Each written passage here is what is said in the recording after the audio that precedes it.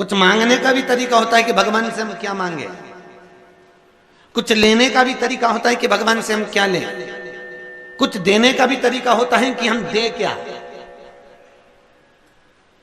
हमारी प्रधानता क्या हो। क्यों लिखा विष्णु पुराण में, क्यों लिखा शिव पुराण में, क्यों लिखा भागवत में कि 3 चीजें हमेशा सोच समझ कर दो, एक गाय, एक लक्ष्मी और एक बेटी। क्या क्या? गाय, लक्ष्मी और बेटी।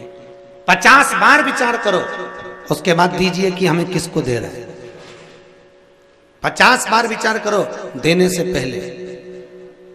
क्या क्या चीज, फिर से बोल दो एक बार। गाय, लक्ष्मी और बेटी। गौ माता को देने से पहले विचार करना कि गाय हम किसी भी ऐसे ब्राह्मण को तो नहीं दे रहे जिसके यहाँ खुद की रहने की जगह नहीं है। अगर हम ऐसे ब्राह्मण को दे दें और ब्राह्मण उस गाय को ले ले, सोने के सींग चांदी के खुर के चक्कर में, बाल्टी साड़ी के चक्कर में, जब तक दूध दी गाय ने तब तक ब्राह्मण ने रखी, फिर उसने बेच दी, बेच के तीसरे के पास, चौथे के पास, बिकते बिकते बिकते वो कसाई के पास चली गई। और बाद में जब कसाई के घर में गाय को कटा तो गाय ने ब्राह्मण को बद्दुआ नहीं दी, जिसने संकल्प दिया था बद्दुआ उसको दी।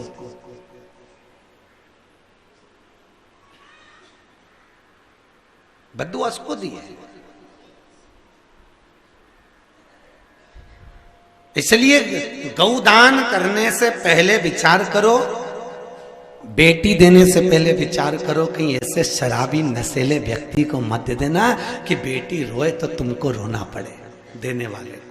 और लक्ष्मी देने से पहले विचार करो कि जिसके कटोरे में दे रहे हो ये कहीं मदिरा पान में, वेश्यावृत्ति में, जुए में, मांसाहार में लगा तो नहीं रहा। अगर गौ माता गलत जगह चली जाए तो देने वाले को रोना पड़ता है, बेटी गलत जगह चली जाए तो कन्यादान करने वाले को रोना पड़ता है, और अगर लक्ष्मी किसी गलत जगह चली जाए तो दान करने वाले को रोना पड़ता है। 50 बार विचार करिए देने से पहले किसको दे रहे हैं।